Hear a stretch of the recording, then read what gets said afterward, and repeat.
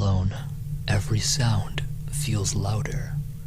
But what if the footsteps you hear every now and then aren't just from your imagination? The next story comes from Saul, who stayed behind one summer afternoon, only to discover he wasn't nearly as alone as he thought. What happened in that third-story apartment still haunts him to this day. Let's delve into it. Hello, Paranormal Poet. My name is Saul, and this experience I endured is still etched in my mind. It happened in July of 2018, right in the heart of Manchester, Connecticut. It was one of those summer days where the air outside was thick, and everyone was desperate for a way to cool off.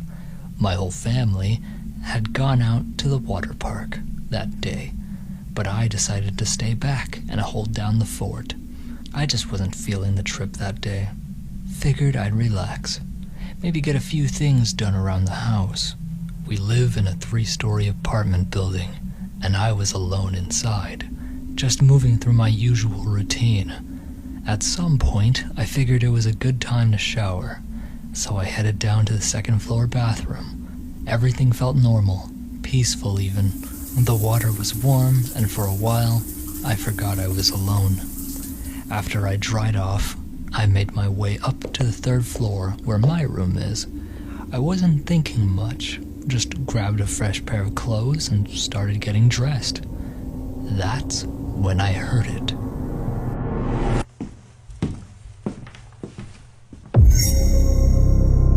Footsteps coming from the 2nd floor, slowly making their way up the stairs towards me.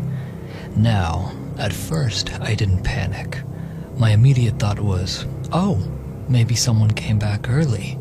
Maybe they forgot something. But the footsteps weren't rushed or frantic, like someone who realized they left their phone behind. They were slow, steady, deliberate. Still, I brushed it off. Maybe it was just my imagination. I grabbed my clothes from the drawer and kept going about my business. This time, I heard something more alarming. 3 knocks right behind me. I froze. It came from the door. The bedroom door I know I had closed.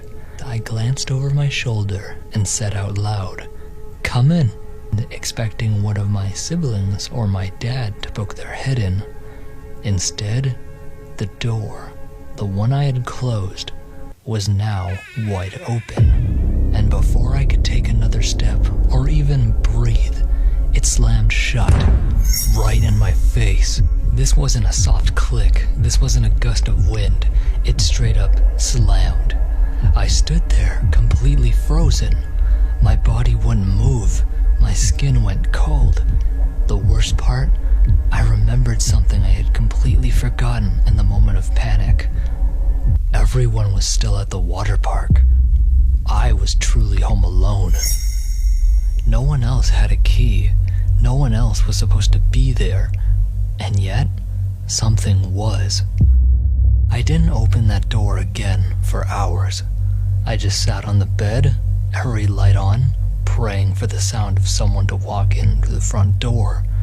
For someone, anyone, to come back home.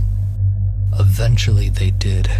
I felt much better, but that alone didn't take away the shock from the experience.